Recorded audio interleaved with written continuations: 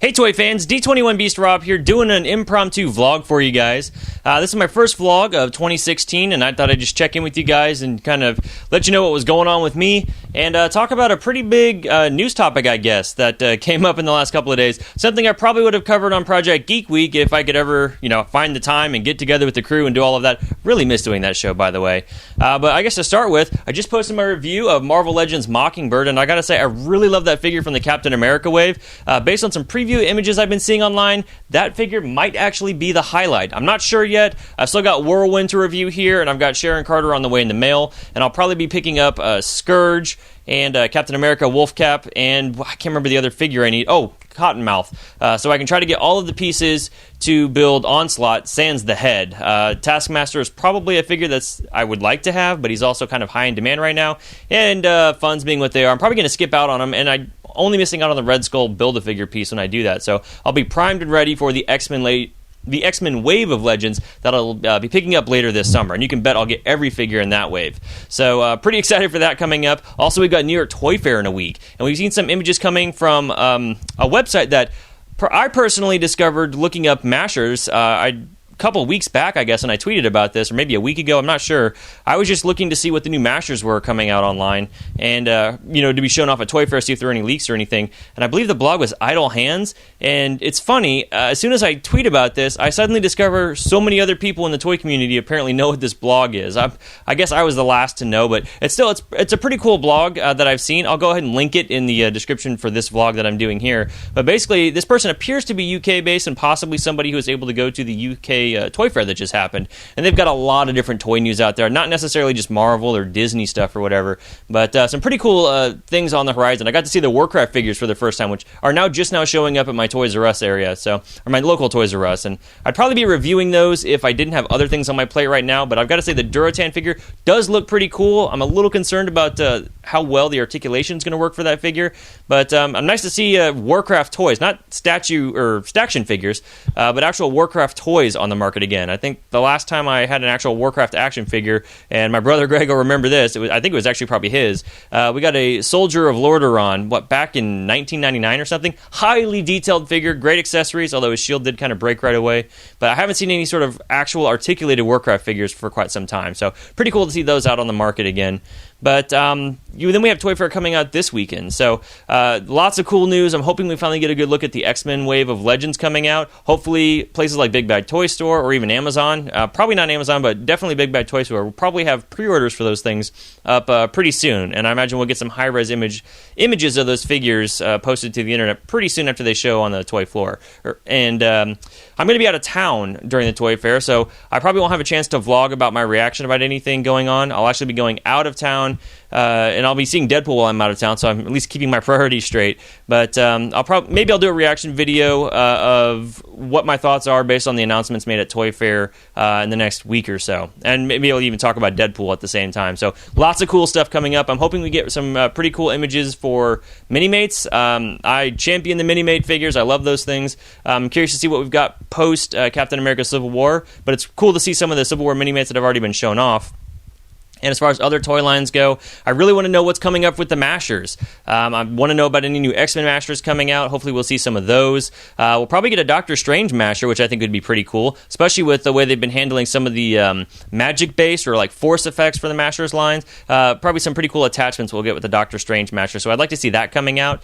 And Transformers, man. I haven't done any Transformers reviews in a while, but they started releasing some Beast Wars figures in the Deluxe lines and the Voyager class lines with Rhinox and Rat Trap. And, I'm a big fan of Beast Wars. It's my favorite Transformers series. And I know there's a Takara Optimus Primal that was available. I believe they call him Optimus Convoy. And you can import them, I think, for about $65 or $70, which honestly isn't too bad considering what you're getting. But I'd kind of like to see an American or a stateside release for that figure. And hopefully that gets announced as part of a Toy Fair as well. But as we talk about toy news, I guess the biggest thing coming out right now is Bloomberg has actually reported, and this is all rumor and speculation, but informed rumor and speculation apparently from sources close to the deal, that Mattel and Hasbro may actually be looking to merge. Now, I find that a huge announcement for the toy industry. Hasbro and Mattel apparently based on various market reports, cover about 30 to 35%, if you combine them, 30 to 35% of the toy community, which is huge, right? With Hasbro, you're getting brands like Transformers, Marvel, also, well, the Mashers, you get Star Wars. I mean, there's a lot out there. With Mattel, you're getting Hot Wheels and Barbie. Mattel does those Batman 66 figures, and they actually have the DC license. And that's just to say some of the stuff that's coming right off the top of my head. Fisher-Price, I think, is with one of the other companies. So you're getting a lot of different toy brands that would potentially be under one house. And the question kind of comes up, well, first of all, let's assume that this merger can even happen. Personally, I'm dubious of whether or not this is going to actually go through. I think there's some monopoly laws or some antitrust laws that'll probably prevent this from happening because of how many brands these two companies cover. But let's assume that it does happen. Do I want this to happen for the toy community? I kind of don't. I feel like if both of those companies merge, they're going to have the lion's share of everything I personally am interested in. Definitely a lot of you guys in the geek community. And I think they'll be in a position to kind of strong-arm us. Hasbro already kind of does that. I can't really speak for the Mattel side of things. I haven't collected enough of their product on a regular basis. I know my son's really into the Cars line, which I think is also a Mattel property.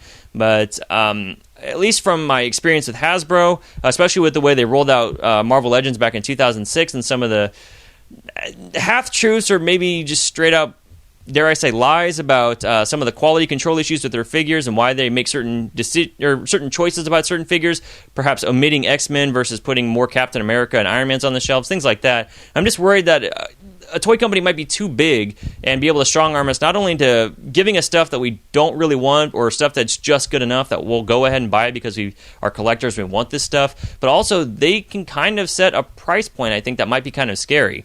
I think price parity and parity between companies is really important when it comes to, collector markets, I guess. And with Mattel doing DC figures and Hasbro doing Marvel figures, there was at least sort of a comparison. You can see which company's doing certain things better, who has better articulation, who's got a better, backlog of characters, or who goes for the rare characters more, I suppose, or the characters that don't typically get figures. And then it also comes down to price point. Having, a DC Universe figure come out at $20 makes Hasbro want to put a Marvel figure maybe out at $20 and trying to stay competitive with each other. And if we don't get that, then I think ultimately we as fans will suffer because the toy companies will keep putting stuff out. We'll keep getting more Titan Hero figures because shockingly those things sell. And I know people from previous employment that I've had that think they really scored big when Target puts those things on, Black Friday sales for like $5 or $4 each or whatever, and they buy 5 of them and they think, my God, I've just made my kids Christmas. I mean, there are people out there that buy that crap. We'll keep getting some of that stuff, but I'm worried about what's going to happen to the quality stuff that we're really looking forward to. So it maybe isn't all doom and gloom. It's just that's how I kind of feel about it. We also have companies that are really struggling to get, their foothold on a wider audience, like, for instance, Diamond Select Toys. Every week, and I've said this before, every week they do a blog where they answer viewer questions. So if you're ever into, stuff they do, Marvel Select, Mini-Mates, they have a lot of vinyl banks that they do. You can always send them a message, and they're really good on Twitter, but they're also good on their blog about, being very open and honest about stuff coming out. And they've said numerous times with the instance for Star Trek that they've been turned down multiple times by Paramount and CBS because they're not considered a big toy company. And we've seen with the 2009 Star Trek film that we got Playmates, who had the Star Trek license in the 90s. They put out a bunch of Star Trek figures, not a very diverse set of figures, mostly just the bridge crew, and they didn't have a lot of aliens, and they had a build a bridge feature where you could build this room, but then the toy line failed. And I guess I'm kind of going off on a tangent, but what I'm trying to say is there are other toy companies that can do it better, and with a merger like this, we're probably looking at more strong-arming in the toy industry with other companies. Diamond Select will only be even less able, perhaps, to get really great toys that we know they could do a really good job with. So I would like to see more about this report. I want to know, first and foremost, if this is even possible. I mean, like I said, with laws the way they are in the United States, I don't think a merger like this can really happen because there's too many brands under one roof at that point. But maybe if that happens, maybe a company like Disney will decide, I don't want all of my properties in this one corner. I want to put stuff elsewhere, and maybe we'll see the brand shift and move to other places. I don't know.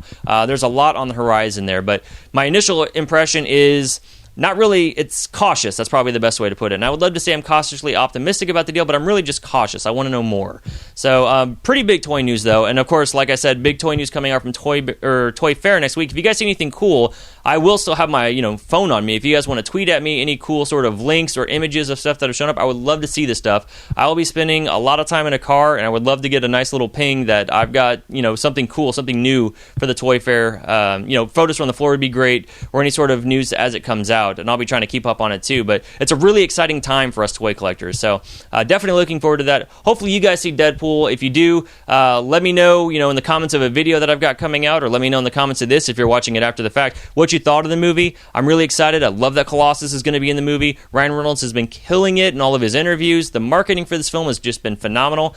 So, again, pretty exciting time, but that's what we've got so far in 2016. We got the Captain America Legends out. I've already done some Deadpool mini-mates. We got more stuff coming all the time. Well, thanks for sticking with me, guys, as I kind of rattled off my thoughts about all these different things. But be sure to subscribe to me if you want to keep up with all my reviews coming out and all my other videos that I do. And I'll see you guys next time.